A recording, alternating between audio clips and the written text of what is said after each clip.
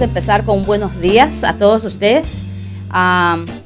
Y como son abogados, por lo general todo bien formal, ¿no? Pero no importa, estoy un poco informal porque estoy contentísima de la vida, que el Perú me ha recibido muy bonitamente. Hemos tenido un gran afecto a la comunidad peruana, no solamente aquí en el Perú ahora, pero en los Estados Unidos.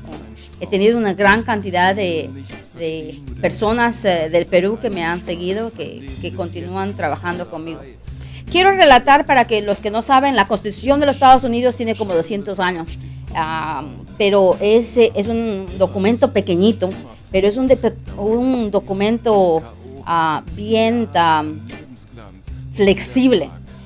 Déjame coger un poquito mi teléfono para saber las horas, porque tú sabes, un abogado o un juez, si le das todo el tiempo, se coge esta mañana, ¿no? Esa es nuestra manera de ser.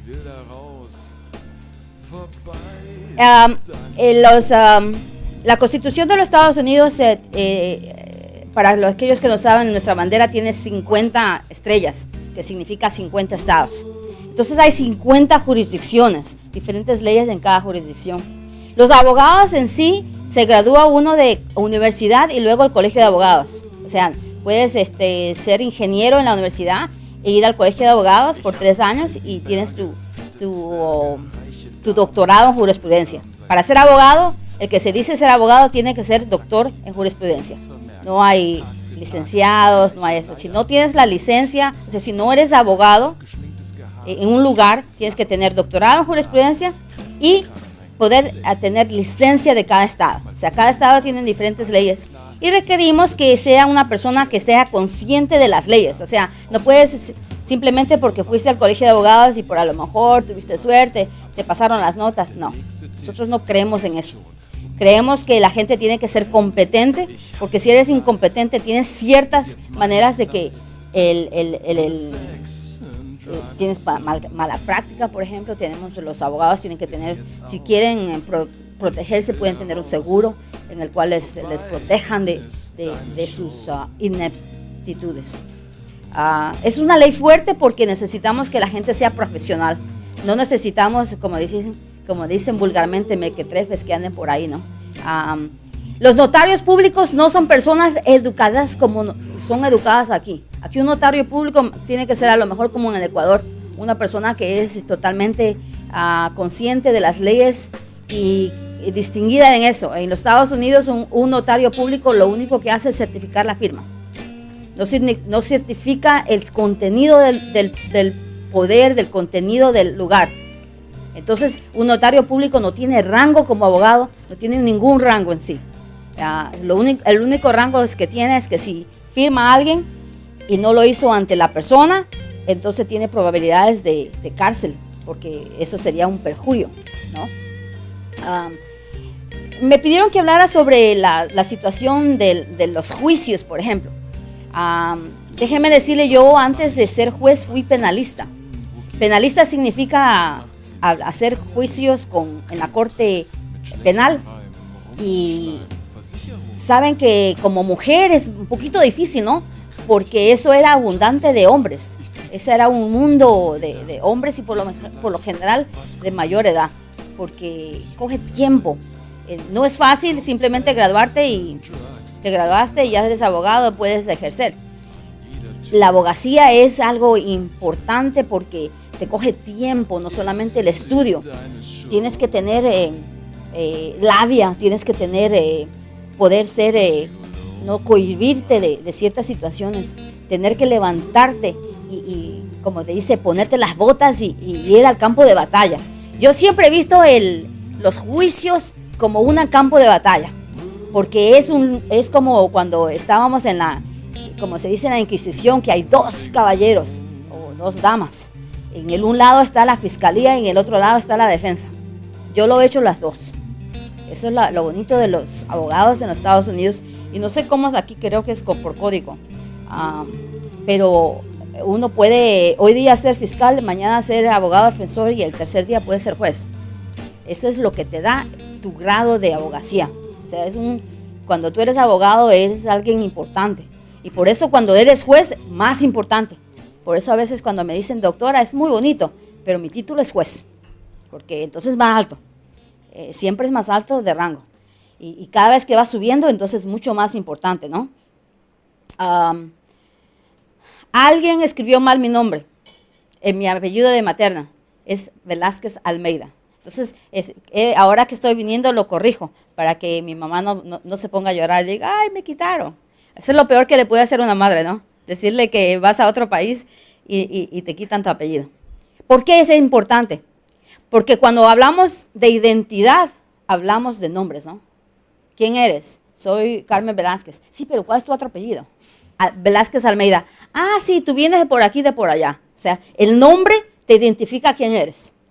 Por ejemplo, los Velázquez, si ves el nombre, tiene una S en la mitad, ¿no? Y yo identifico que Velázquez viene de Sudamérica. ¿Por qué? Porque los criollos decidieron que nos vamos a rebelar contra los españoles y vamos a hacerlo de una manera pacífica. Quitamos la Z de medio. Ya no nos llamamos Velázquez, como se hablan los españoles, ¿no? Eso es Velázquez, porque somos criollos, somos de Sudamérica. Si ahora si ves a alguien que tiene la Z es porque está por lo general en el Caribe, en México. Entonces esa es nuestra identidad. Nuestro nombre es la identidad. Nuestro nombre es lo que nos da. Igualmente en la corte, nuestro nombre es importante. Abogado. Abogado significa que te sientas en la primera fila de la corte. O sea, nosotros tenemos cortes. No son bufetes, ¿no? Son cortes en donde tienes los asientos, así como es en la televisión que han visto. Cada corte tiene su rango y cada abogado tiene su lugar. Si eres abogado defensor, te sientas más retirado de la fiscal. O sea, tenemos nuestro jurado, ¿no? Siempre, si el jurado está a mano derecha, el fiscal o el procurador se sienta cerquita del jurado. Si eres abogado defensor o abogado retirado, se sientas más allá de la fiscalía. ¿Por qué? Porque el fiscal representa el pueblo, representa lo que es la ley. Entonces ellos tienen que estar más cerca del jurado. En toda la vida, en la televisión también. Una vez quisieron hacerlo al revés y la judicial le llamó. Tiene que sacar eso, porque tiene que ser real. Si vas a hacer algo, tiene que ser real. Entonces todos los juicios, la mayoría, si tú ves esos Law and Order, si ves, por ejemplo, The Good Wife, hay un programa que se llama The Good Wife, ¿cómo sería en español?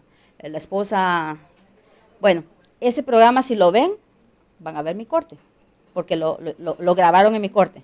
Si deciden mirar ese programa, ahí van a mirar, ahí van a decir, esa es la corte de la juez Velázquez, o personas sin interés que le hicieron la semana pasada. Es importantísimo, ¿no? Saber quiénes son los sujetos en una corte.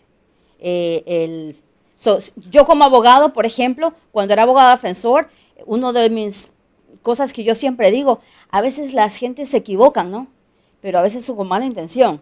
Y cuando yo era abogado, a veces no me dejaban ni siquiera entrar, porque decían, no, tú siéntate atrás. Y yo decía, ¿pero por qué? Si yo tengo un doctorado en jurisprudencia, fui ex fiscal, ¿cómo me hacen eso, no? Pero no puedes quedarte llorando. Tienes que hacer lo que ser y decir, ¿sabes qué? Momentito. Yo soy abogado, aquí está mi credencial. Le guste o no le guste, me tienen que dejar sentar al frente. ¿Por qué? Porque tengo credencial. Eso es mi identidad, ¿no? Mi identidad, mi credencial de abogado, que me da derecho a entrar y sentarme en primera fila. Eso es importantísimo. Como esta toga. Esta toga me da derecho a ser juez. No se la pueden poner todo el mundo. O sea, si la pones, ok, pero no quiere decir que te dejen entrar, porque para poder ponerme esa toga tuve que pasar mucho. O sea, para poder poner esa toga tuve que ser juez de la corte. Primero, estudiar, graduarme en el Colegio de Abogados. Tengo doble materia, gobierno y administración pública en la universidad. Luego el Colegio de Abogados. Luego hacer una licenciatura, o sea, el examen que le llaman el bar exam. O sea, tienes que tomar un examen de 2 días. No uno, son un poquito exagerados, de 2 días. Un chorro de preguntas, exámenes, para ver si en realidad aprendiste algo en el Colegio de Abogados. Yo estudié en Pensilvania, pero no importa, porque hay una cláusula en la Constitución de los Estados Unidos que dice que tú eres ciudadana americana o ciudadana del mundo, no importa, eres persona, puedes caminar los estados, puedes irte de un estado a otro sin que te manipulen. Pero hay diferentes leyes, o sea, locales. Y como son locales, entonces yo puedo irme de Pensilvania a Nueva York a practicar leyes, pero tengo que tomar mi examen para poder practicar en Nueva York. Si me quedaba en Pensilvania, tenía que tomar el examen de Pensilvania. Importante concepto. Ahora, la federal es diferente. ¿Qué significa la federal? Porque hay también disputas, ¿no?, entre estados. Si Nueva York le pasó algo, está en el río Hudson y se está caminando de New Jersey a Nueva York, ¿quién hace ese caso? Entonces, en los Estados Unidos la Constitución dice que hay la Corte Federal, o sea, jurisdicción federal. Para que no nos peleemos los estados, vamos a hacer una corte individual en donde vamos a decidir por medio de la Corte Federal quién es quién y quién tiene validez. Así los estados no es algo personal de cada estado, no es que, porque yo soy de Nueva York te voy a dar esto, o porque tú eres de New Jersey te voy a decir otro. Esa es la federal y tiene su jurisdicción. Y la jurisdicción federal también es por distritos. Por ejemplo, Nueva York es tan grande que no podemos hacer el distrito de diferentes estados. Tenemos que cortar a Nueva York en la mitad y hacer el distrito del este y el distrito del sur. ¿Por qué? Porque hay tanta gente que no podemos hacerlo. Queens, en mi condado, tiene 3.5 millones de personas. Y en esos 3.5 millones de personas solamente hay 30% de hispanos. 30%. Yo gané con el 95%. Imagínate lo que tuvimos que hacer. Y eso fue muy bello porque mientras el país, yo soy demócrata, mientras el país se hacía republicano, mi condado estaba un azul pero bien brillante, porque ganamos y eran 8 personajes, o sea, 8 personas contra mí. Éramos 4 asientos y gane quien gane. O sea, yo llegué a la punta, que es bastante importante, porque a veces hay olas anti-inmigrantes en los Estados Unidos, pero yo pienso que a veces uno tiene que decir quién eres para saber a dónde vas, ¿no? Siempre es importante. Ese es mi logo. Pero es importante saber, por ejemplo, que inmigración, por ejemplo, es una ley federal. Porque un inmigrante no es un inmigrante de Queens. Un inmigrante es igual, inmigrante de Queens, inmigrante en Los Ángeles. O sea, no te cambia el estatus migratorio simplemente porque te fuiste de un lado al otro. El estatus migratorio sigue igual. Si no tienes papeles en los Estados Unidos, hay gente que les llama ilegales. Yo no utilizo ese término. Ese es contra los términos que yo lo hago. No tiene dignidad y respeto. Eso es parte de lo que yo soy, parte de lo que yo hago. Exijo y lo doy. O sea, en mi corte es bien simple. Dignidad y respeto. No te gusta, afuera. Bien simple. Yo hablo así. ¿Lo ves? ¿Lo miras? Es así. Inmigración es todo lado. Los Ángeles, Nueva York. O sea, un abogado que hace inmigración puede trabajar en todos los estados americanos y fuera de los Estados Unidos, porque a veces hay personas que tienen problemas migratorios fuera de los Estados Unidos. ¿Cómo es esa situación? Bueno, se vinieron a Perú y luego no lo dejan entrar y lo mandan de regreso. Esa persona tiene un caso migratorio. Esa persona, aunque está en el Perú, está en el Ecuador, lo que sea, esa persona puede ser representada en los Estados Unidos. Eso es importantísimo, saber esa vuelta. Para los abogados eso es bastante bueno porque te da flexibilidad. Te da flexibilidad de concentración. A mí me gusta lo penal. Lo penal es mi pasión. Fíjate que yo siempre me corría de la Corte Civil. Y ahora soy juez. Tuve 6 años en la Corte Civil. Y eso es interesante porque en la Corte Civil es todo dinero. Todo es dinero. Entonces para mí es bueno, dinero va y viene. Pero la libertad de la gente es algo que no la puedes. Perdiste 2 días de tu vida, perdiste mucho. Porque no puedes comprarla, aunque la quieras. En la Corte Criminal y la Corte Civil hay 2 grandes diferencias en términos de juicios. Increíbles diferencias. La diferencia significa que, por ejemplo, en la Corte Criminal hay lo que le llaman el juicio con el jurado. Tienes derecho. Eso te da la Constitución. La enmienda de la Constitución te dice que una persona tiene derecho a juicio. O sea, que no es que, oh, si me caes bien, te doy juicio. O si tienes o sea, es una persona, no es el ciudadano que tiene el derecho. Eso es una ley, esa es una parte de la Constitución que te dice la persona tiene el derecho a tener juicio. Y no importa que no dice, no importa que nació aquí, nació allá, no. Es la persona, sea ciudadano americano o sea ciudadano del mundo. Eso quiere decir si no tienes documentación. Tienes el derecho a tener juicio. Tienes el derecho de no hablar. O sea, la gente dice, si no dijo que era inocente, es porque es culpable. En nuestro sistema no significa eso. Tienes el derecho a mantener tu boca cerrada. Donde cierra la boca no entra mosco, ¿verdad? Así es el dicho, ¿no? Y eso es importante. Porque a veces la gente dice, yo voy a decir esto. Sin representación legal. Porque piensan que esa es la manera de salirse de la vuelta. Pero a veces es más importante quedarse callado. O sea, nosotros pensamos que si quedarse callado no estás dictaminando nada. No estás diciendo soy culpable, soy inocente. Y en los Estados Unidos la gente no utiliza inocencia. Inocencia es para el mañana o para el ayer. Nosotros usamos no es culpable o es culpable. Porque puede ser no culpable y también puede ser no tan inocente, ¿no? O sea, inocente es una palabra, pero la cuestión legal es no culpable. Yo siempre como abogado defensora me decían, pero jueza, ¿cómo usted puede representar a una persona que tenía drogas o una persona que tenía armas o una persona que asesinó? Yo lo he hecho todo como abogado. O sea, violencia doméstica, borrachera. Y te dice, no, drogas, eso es narcotráfico. No, eso en los Estados Unidos no es eso. En los Estados Unidos, tú eres un abogado porque vas a representar a alguien que está caído.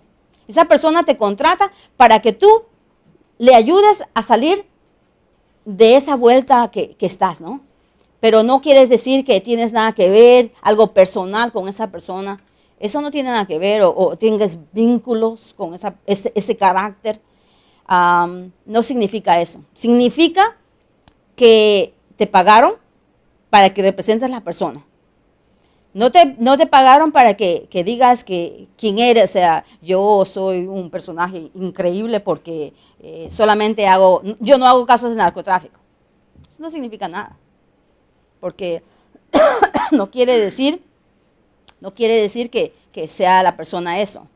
Yo he representado a diferentes personas. He representado niños, he representado mujeres, hombres, viejos, ancianos, personas que están acusados de violación, personas que están acusados de diferentes crímenes. En los Estados Unidos solamente la persona es culpable de dos maneras. Si tú dices que eres culpable, a tres maneras. Disculpa. Si tú dices yo soy culpable, bueno, entonces que adentro. ¿Un jurado dictamina que eres culpable? ¿O un juez dictamina que eres culpable? Porque un juicio puede ser de juicio con juez o simplemente juicio con el jurado. El jurado nunca dictamina la sentencia. La única persona que puede destinar sentencia, excepto por cuando es para muerte, es un juez. Yo le digo a la gente, a mí no me tiembla la mano si voy a dejar a alguien libre o le voy a imponer sentencia de un día, 100 años o la vida. Un poquito duro, ¿no? Pero uno tiene que ser así, consciente de lo que uno es y saber que tiene esa situación, saber que tiene esa responsabilidad, saber que tienes todo ese gran importancia, ¿no? Y es importante eso porque una de las cosas mejores que me han dicho que tengo es porque yo fui abogado de carrera. Entonces, cuando uno es abogado de carrera, sabe no solamente el sistema, conoce los abogados, conoce la situación. Y es diferente al sistema civil. O sea, el sistema criminal tiene 12 jurados. 12 jurados, 12 personas. Imagínate en los Estados Unidos, 12 ciudadanos se les trae de la ciudadanía y le dice, ¿sabes qué? Hoy día ustedes van a ser jueces de lo que pasó. Y ustedes entre los 12 van a unir sus mentes, van a escuchar la evidencia, van a escuchar los testimonios y van a decidir qué fue que pasó, si es culpable o no es culpable. Y luego, después de que termina eso, me van a dejar a saber a mí cuál es su situación. Y yo voy a decidir, ok, la evidencia determina que es verdad. Y entonces, por ejemplo, nuestras leyes son bastante de tiempo, de cárceles, somos bastante altos. Hay gente que, por ejemplo, un asesinato, 25 años mínimo a vida. O sea, lo mínimo que puedes hacer es 25 años, lo máximo es vida. No hay menos.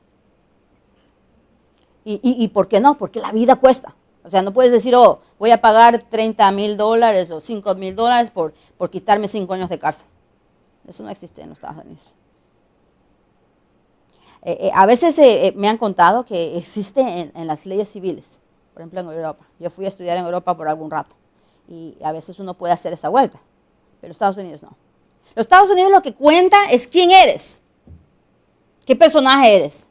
¿Eres un bandido de vida? ¿O eres una persona que fue una situación, o fue un crimen de pasión, o fue un crimen de porque pasó algo, porque algo en tu vida, o porque a veces la gente te mete en problemas? O sea, todo depende. ¿Qué has hecho en la vida? ¿Has trabajado para la comunidad? En las sentencias, ¿no? ¿Qué has hecho? Todo eso significa en la sentencia. Pero la presentación es la misma, que sea en la civil o en la criminal. Y ahora, en la corte criminal, 12 jurados. En la corte civil, menos rango, aunque es igual de importante, ¿no? En términos de ciudadanía, en términos de tiempo para la ciudadanía, solamente necesitamos 6. En la criminal son 12 porque ese es el número que pensamos que 12 son 1. Ese es el jurado. Y siempre se pide 2 más. En caso de que alguien se enferme, en caso de que no puedan venir, en caso de que haya muerte. O sea, le puede pasar, ¿no? Ya ha pasado en mi corte, que yo le he dado permiso que no venga porque ha tenido alguien, por ejemplo, sufrió un accidente viniendo a la corte. Sufrió un accidente horrible. Entonces, ¿cómo no lo voy a dejar que se vaya?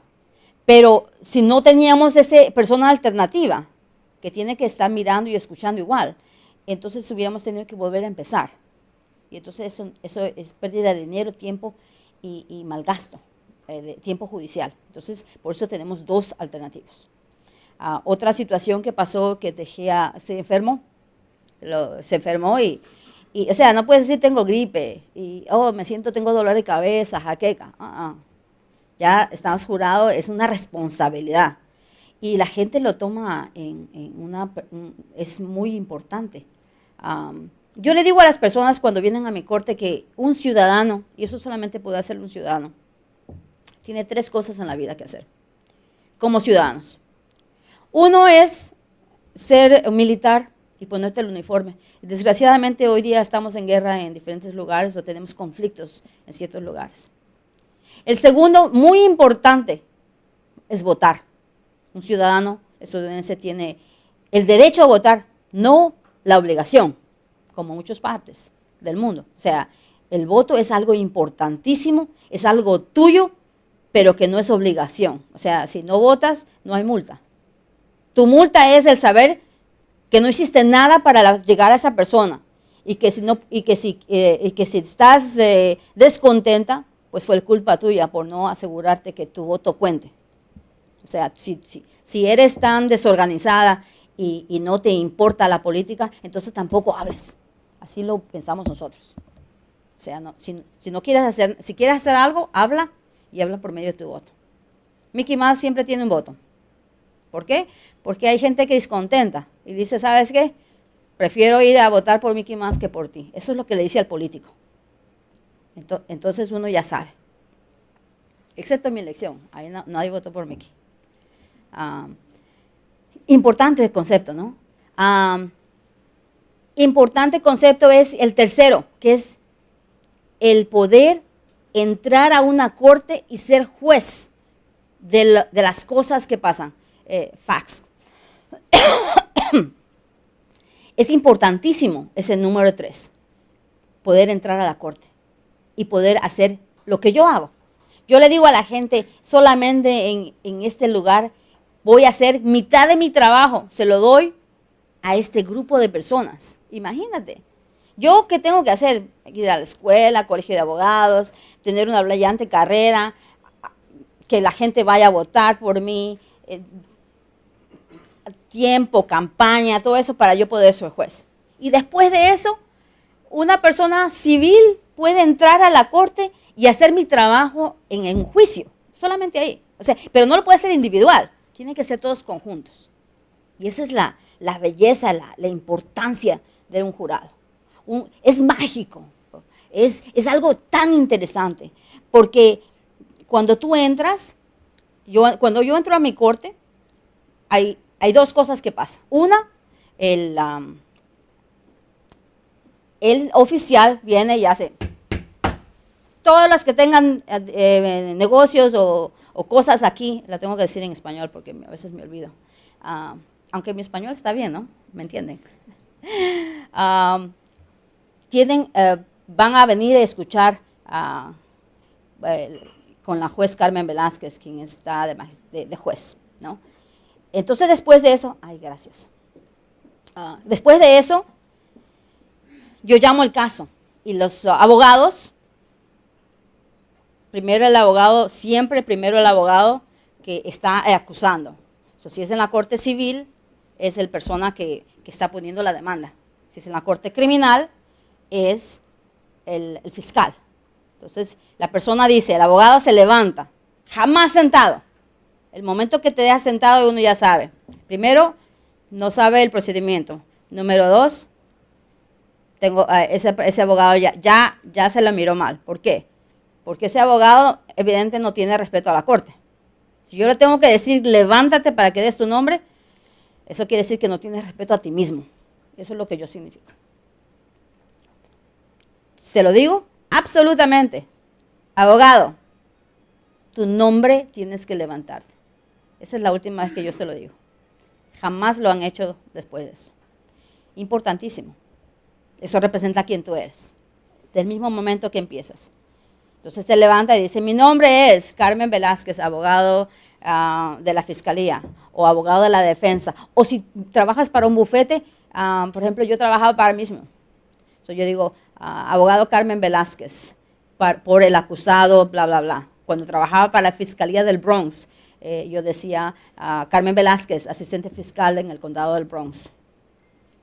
Eso quiere decir que yo represento a la gente, yo soy acusadora.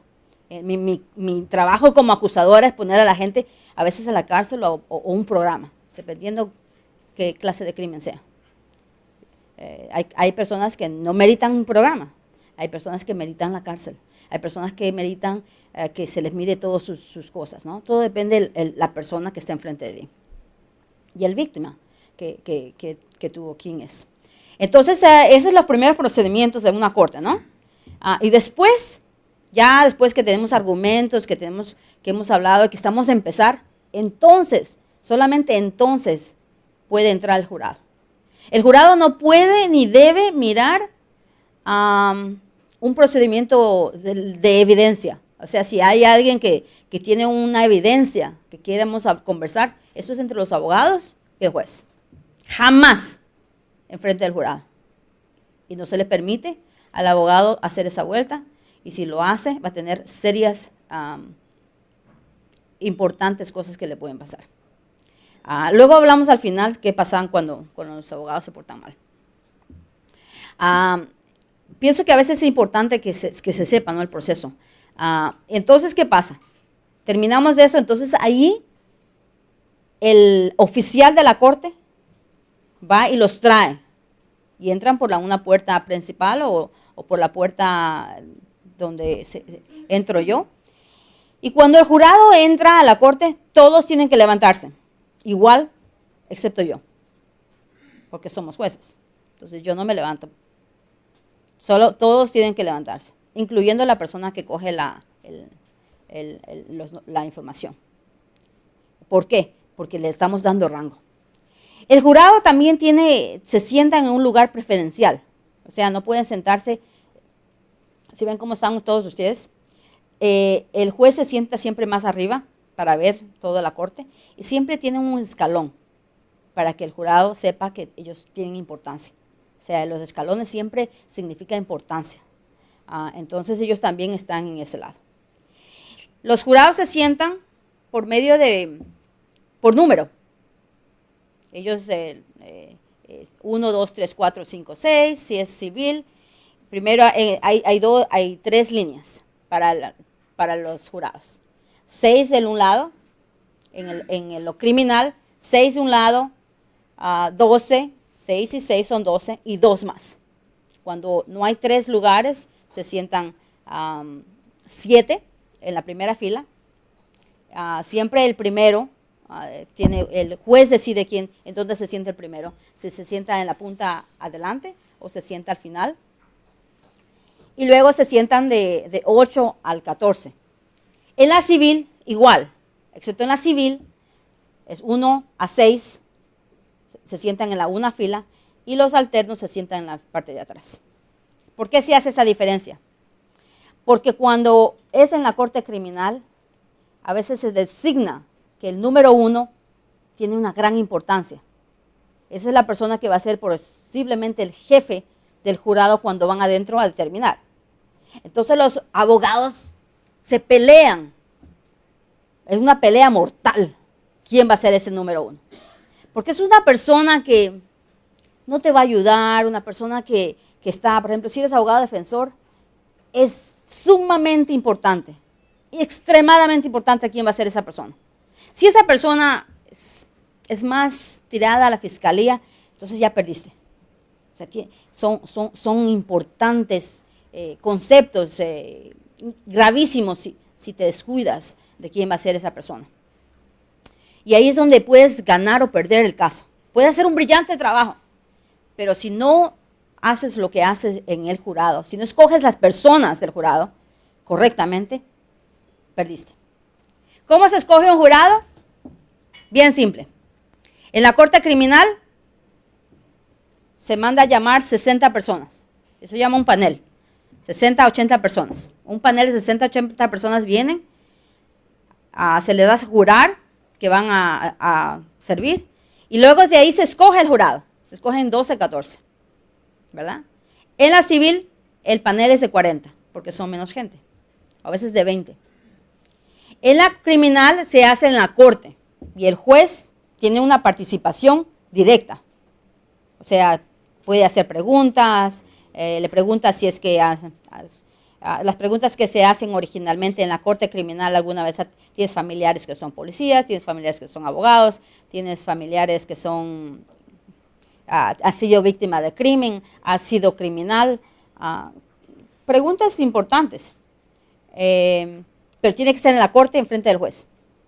En la corte civil, y eso me encanta, no participo, los jueces no participan.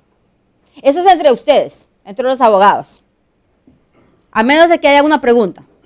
A menos de que usted tengan un procedimiento que usted piensa, uno de los abogados piensa que ese jurado no va a hacer lo que tiene que hacer y quieren lo que llaman un ruling, quieren una decisión del juez. Entonces ahí vienen ante mí y me dicen, juez, esta persona dijo que a lo mejor no podía ser justa.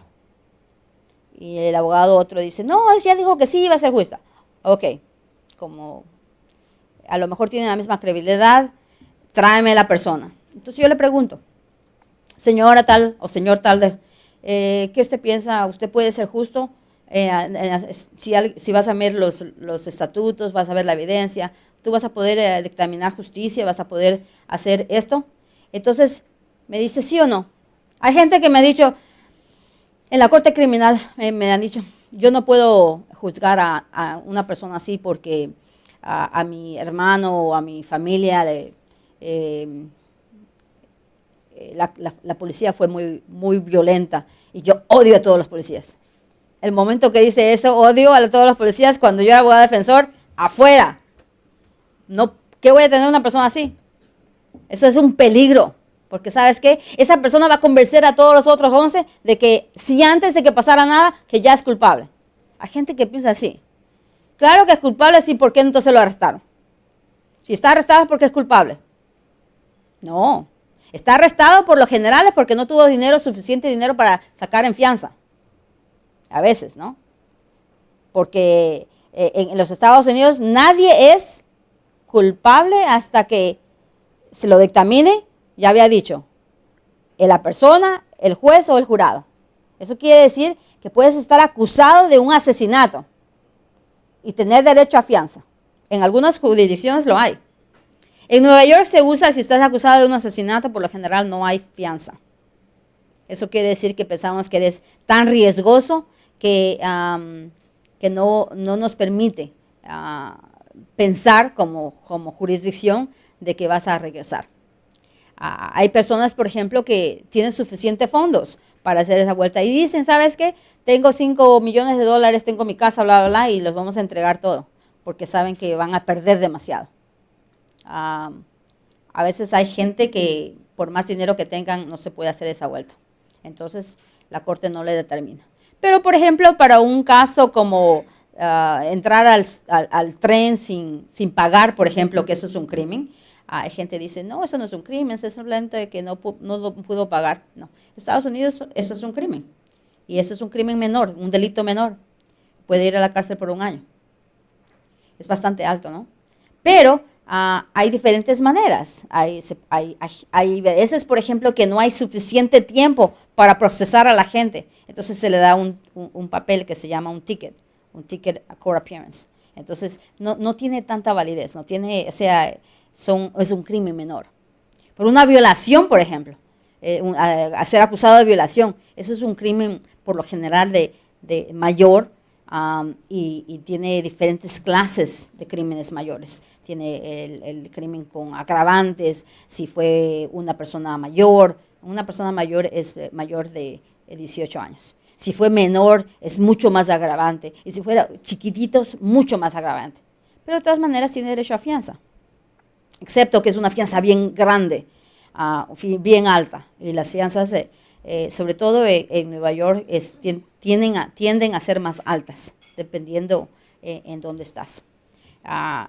Una fianza, por ejemplo, por armas, por ejemplo. Armas es un crimen mayor, es una felonía C, 5 a 15 años, si es que tienes una arma. Un mínimo de 3 si hay agravantes, pero si hay 1 o 2 armas, entonces ya va subiendo. En la Corte Federal es mucho más alta, dependiendo, son por guías. Te coge diferentes tiempos. En la Corte Civil es todo dinero. De cero dinero a millones de dólares. Cuando estaba en la Corte Civil, todo era $25,000, $10,000, $15,000. Ahora estoy en la Corte Suprema. Hice por ejemplo, un arreglo de un caso de agravante de un niño, era $1.4 millones. ¿Por qué? Porque el agravante era y lo hicimos en tiempos como un niño a veces no creemos que los padres tienen el derecho de hacer cosas o sea, cuando haya esa situación de dinero con los niños. Queremos asegurar ningún compromiso, ningún arreglo sobre un caso de un niño puede simplemente hacerlo los padres. Porque a veces los padres miran su bolsillo, miran que tienen otros hijos, que necesitan para la renta, que necesitan para esto, y nosotros tenemos que asegurarnos que ese niño esté bien. Entonces el arreglo que hice fue para que le dieran a ese niño por tiempos. 200,000 por aquí, 100,000 por acá, 300,000 en 3 años, 5 años, o sea, bastante tiempo. Todo coge tiempo, ¿no?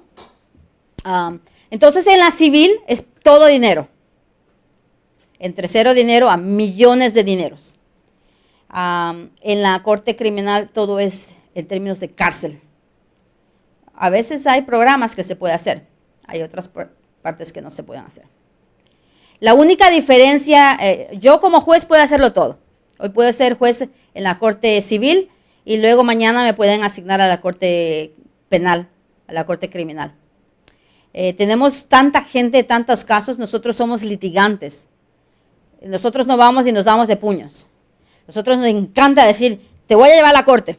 Esa es nuestra gran, en las películas también, te voy a llevar a la corte, ese es nuestro gran eso. Porque nuestra gran amenaza es que te voy a quitar todo. Y cuando yo era abogado le decía a la gente que me trataba de humillar, ¿tienes casa? ¿Tienes cuenta de banco? Va a ser mía. Bien simple. Porque tenía la credencial que uno puede poner en la corte y hacer cosas. Pienso que a veces es importante que sepamos los cambios, porque les he dado un pequeñito o un gran mirador de cómo es la corte criminal y la corte civil. Ojalá que les haya gustado mi presentación, porque es una presentación que lo hago solamente porque sé que están interesados en las leyes y pienso que sería algo interesante para ustedes. Obviamente, para mí, mi pasión es la penal. Saben que como que más me emociona, ¿no? Es más importante, pienso que a veces cuando uno está enfrente de un jurado es vibrante, es impresionante la situación de diferencia cuando se hace un juicio penal que un juicio civil. El adrenalino, como se dice, es mucho más alto, porque estamos hablando de la libertad de alguien, porque tienes que poder dormir como abogado o como juez, como abogado que representaste, que hiciste lo más mejor que hiciste, que aunque si no es cuestión de perder o ganar en la corte criminal, es cuestión de que si representaste a tu personaje, a tu persona, lo mejor.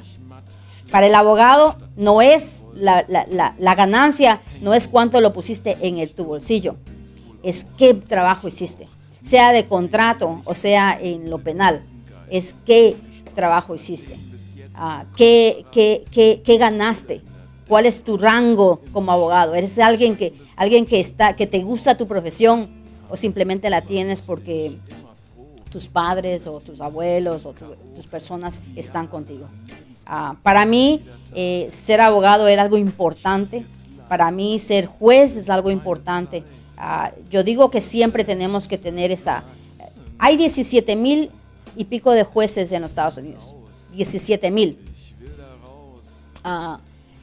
Yo soy la única ecuatoriana en los Estados Unidos que practico, que soy juez. Tenemos casi como 600, 700,000 ecuatorianos. En Queens, por ejemplo, en el condado donde yo estoy, hay una cuestión de como 100 y pico de jueces. Pero es mi condado, soy la única sudamericana. Eso quiere decir que también represento a todos los peruanos, los mexicanos, los dominicanos. Si en mi campaña había. Es importante siempre saber tu identificación, y vuelvo, para que entiendan que cuando entras a mi corte, entras y sepas diferenciar. Por ejemplo, les voy a dar un ejemplo de algo que pasó hace poquito. Uno de los abogados estaba ahí y quería irse. Quería irse porque tenía otros casos. Y el cliente de él, una persona hispana, el otro lado hispanos, pero no hablaba no hablaba español. La reportera nuestra también hablaba español. Y él en su enojo dice, ¿por qué no hablan inglés esta gente? Yo por lo general uso lentes. Entonces yo me saco mis lentes, nomás hasta aquí. Yo le digo, ¿cuál, mi gente? ¿Sabes en dónde quería estar ese abogado? Estábamos en el 3er piso. Pero si podía irse al basement en ese momento, se iba corriendo. Porque cambió de color, cambió de todo. Porque se dio cuenta del grave error que hizo. Yo le dije a él, señor abogado, estamos esperando el intérprete por usted. Porque aquí el único que no habla inglés es usted, ¿no? Entonces, ahí está la diferencia. Y yo me acuerdo que estas personas que estaban enfrente de mí estaban agradecidos porque esta persona le estaba denigrando su estatus. O sea, estaba enojado porque no salía rápido. Entonces yo le digo, segunda llamada. Y él, no, lo siento, quieren dar su disculpa. Yo no quiero escuchar. Tengo 50 otras cosas que hacer. Segunda llamada. ¿Sabes cuando un juez dice segunda llamada? Cuando un juez dice segunda llamada, el oficial que anda por ahí viene corriendo para cogerte del chaleco y llevarte afuera. Es así simple. O sea, uno no tiene que decirle, mira, sácalo. O saque a alguien. Son importantes conceptos de respeto y dignidad. O sea, el juez de los Estados Unidos es algo de respeto, importantísimo, que no se puede, nadie en la corte puede hacer nada. Lo que yo digo se hace. Sea así. Y es importantísimo cuando vas a la misma corte, ¿no? Que te han echado, que te han dicho, no. Yo tuve un caso en esa misma corte de una señora peruana, le contaba a los chicos ayer, que nos decían de todo, yo y mi clienta. Y qué bonito que el final de la vida, ¿no? Pues no es la final de mi vida, pero la final en esta vuelta, que vayas a la misma corte, con los mismos a veces oficiales, y luego tengan que decir ellos mismos, asegurarse que la gente se levante para cuando la juez entre. Eso es lo que te da la vida y eso es lo que te da el respeto. Dignidad y respeto es lo que yo doy. Sí. Muchísimas gracias.